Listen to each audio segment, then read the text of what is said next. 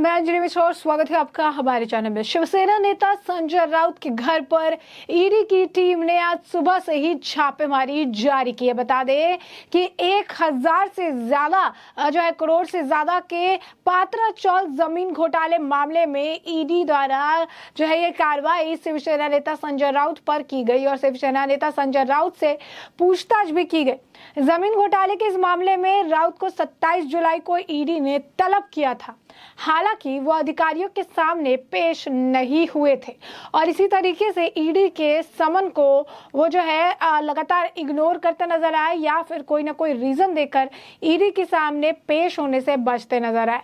संजय राउत पर जांच में सहयोग न करने का आरोप है और इसी के चलते ईडी की टीम उनके घर पहुंची। साथ ही माना जा रहा है कि ईडी की टीम राउत को हिरासत में लेकर पूछताछ भी कर सकती है। इधर संजय राउत के घर ईडी पहुंचने की सूचना पर दर्जनों शिवसेना कार्यकर्ता उनके घर के बाहर जमा हो गए और प्रदर्शन करने लगे।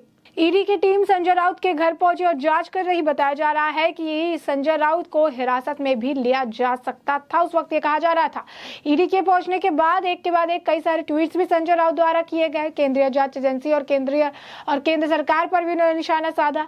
ईडी ने इस साल 28 जून को संजय राउत को 1034 करोड़ रुपए के पात्रा भूमि चौल घोटाले से संबंधित मनी लॉन्ड्रिंग मामले की पूछताछ के लिए तलब किया था। संजय राउत ने मॉनसून सत्र के चलते जांच में शामिल होने से इनकार कर दिया था। एजेंसी ने शिवसेना सांसद को कारण बताते हुए गिरफ्तार करने की चुनौती दी थी। बाद में वह ईडी कार्यालय पहुंचे थे। ईडी जिसने DHFL और यस बैंक मामले में पुणे के व्यवसायी अविनाश भोसले को पहले हिरासत में लिया था। सूत्रों के अनुसार इस मामले में भी राउत से पूछताछ करना चाहते हैं।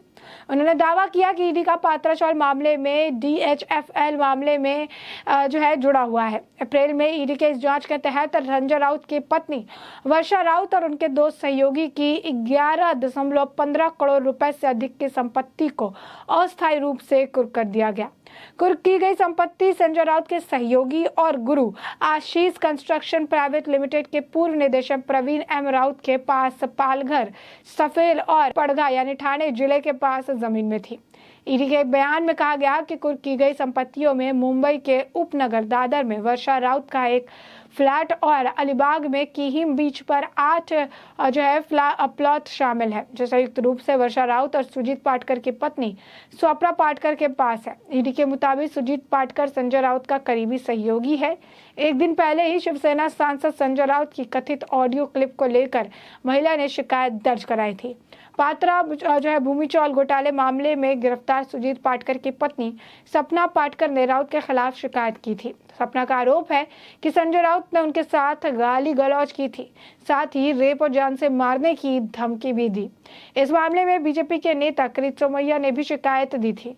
बीजेपी नेता कृत सोमैया ने बताया कि पुलिस ने मुझे सूचित किया कि वह वकोला पुलिस थाने ने IPC की धारा 507 के तहत जांच शुरू कर दी है। कहा कि बयान दर्ज होने के बाद इसे FIR में तब्दील किया जाएगा। शिवसेना सांसद संजय राउत के घर आज सुबह ईडी की टीम पहुंची और पात्रा चौल मामले में पूछताछ की जा रही है।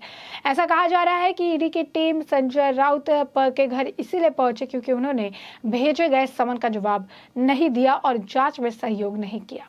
इसी बीच बीजेपी नेता बता दें कि राउत की गिरफ्तारी की संभावना जता रहे थे। उनका कहना है कि उन्हें भी नवाब मलिक के बगल में रहने के लिए जेल जाना ही होगा। बीजेपी नेता कृत सोमैया ने कहा कि मैंने संजय राउत की लूट और माफिया के सबूत दिए थे। महाविकास अघाड़ी का सरकार उन्हें बचाने की कोशिश कर रही थी। प्रदेश की जनता को लूटने वाले संजय राउत का आज हिसाब होगा।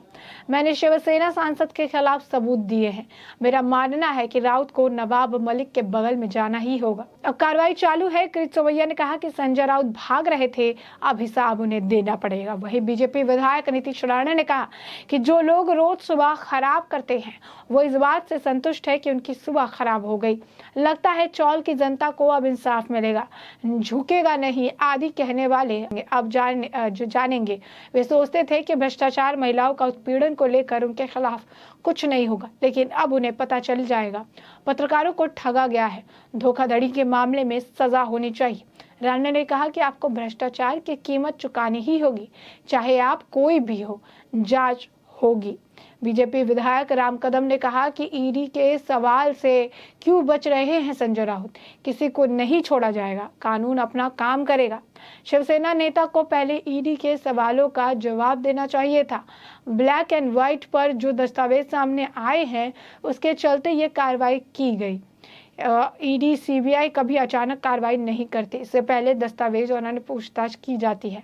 जांच के बुलाने की बात भी कही जा रही है। राम कदम ने कहा कि अगर ईडी सवाल पूछ रही है तो जवाब दिया जाना चाहिए। बिहार सरकार के मंत्री शहनवाज हुसैन ने भी कहा कि ईडी अपना काम कर रही है। संजय राउत हो या कोई और गड़बड़ करेंगे तो ईडी वहां पहुंचेगी और आपसे सवाल जवाब करेगी। इसमें इतना हाय तौबा क्यों मचाया जा रहा है? वही आपको बता दें, नवनीत राणा के पति एमएलए रवि राणा ने कहा कि संजय राउत पर निशाना साधते हुए कहा कि ये कार्रवाई तो बहुत ही पहले हो जानी चाहिए, अभी तो बस जो है शुरुआत। वही अब इस बात पर ध्यान दिया जा रहा है कि संजय राउत के खिलाफ क्या कार्रवाई की जाएगी। ईडी के अधिकारियों ने जो है एक चैनल से बात करते हुए बताया कि राउत पूछताछ में सहयोग नहीं कर रहे थे, इसलिए यह टीम उनके घर गई। इससे पहले राउत को 2 बार तलब किया जा चुका है। दिल्ली में वरिष्ठ अधिकारियों से आज पूछताछ करने का आदेश मिलने के बाद टीम राउत के घर पहुंची है। संजय राउत के साथ उनकी पत्नी से भी पूछताछ की गई। संजय राउत के घर जांच के लिए 8 अधिकारियों की पूरी टीम पहुंची थी। खबर यह भी थी कि आज पूरे दिन जो है जांच जारी रहेगी। आरोप है कि पात्रा चौल भूमि घोटाला, जो कि 1034 करोड़ रुपए का है, मुंबई के गोरेगांव में Maharashtra housing and area development authority का प्लाट जो है। ईडी के आरोप के मुताबिक प्रवीण राउत की गुरु आशीष कंस्ट्रक्शन कंपनी को चौल को विकसित करने का काम सौंपा गया था, लेकिन उन्होंने इस जगह जो है कुछ हिस्सा जो है निजी बिल्डर्स को बेच दिया, वो भी भारी पैसों में। और इसके बाद जो है यहाँ पर जो लोग जिन्हें वादा भी किया गया था कि उन्हें घर दिए जाएंगे, उन्हें प्लॉट दिया जाएगा, उनके साथ भी नाइंसाफी की गई और चौल वाले लोगों को कोई प्लॉट और कुछ भी नहीं दिया गया। जिसके बाद ये मामला जो है काफी ज्यादा सुर्खियों में आया, लेकिन उस वक्त महाविकास अघाड़ी की सरकार थी। मामले को पूरी तरह से दबाने की हर कोशिश, हर प्रयास की गई, लेकिन इसके बाद ईडी लगातार संजय राउत को समन जारी करती रही। संजय राउत को मुलाकात करने के लिए बुलाया, लेकिन संजय राउत हर बार ईडी की नजरों से बचने की कोशिश करते नजर आए। कभी मॉनसून सत्र का हवाला देके, कभी तबीयत का हवाला देके, हमेशा ईडी के समन को नजरअंदाज करते नजर आए। जिसके बाद ईडी आज सुबह ही संजय राउत के घर पधार गई और उनसे जो है जांच करती नजर आई। इस दौरान संजय राउत भी काफी जो है परेशान नजर आए, कई सारे ट्वीट्स किए, बयानबाजी की और बीजेपी के जो नेता है वो लगातार संजय राउत पर निशाना साधते नजर आए। कहा कि ये भ्रष्टाचार किया है, हिसाब देना पड़ेगा और ये कार्रवाई पहले हो जानी चाहिए थी, लेकिन अब हो रही है। लेकिन कोई बात नहीं, संजय राउत को हर चीज का हिसाब देना पड़ेगा और नवाब मलिक के बगल वाली कोठी संजय राउत के लिए जो है रखी हुई है। ऐसे में हमने आपको ये पूरा मामला बड़े विस्तार से बताया कि पूरा मुद्दा क्या था, किस वजह से संजय राउत के घर ईडी ने दस्तक दी है। ऐसे में इस पूरे मामले पर अब आपकी जो राय हो कमेंट सेक्शन में कमेंट करके जरूर साझा करें।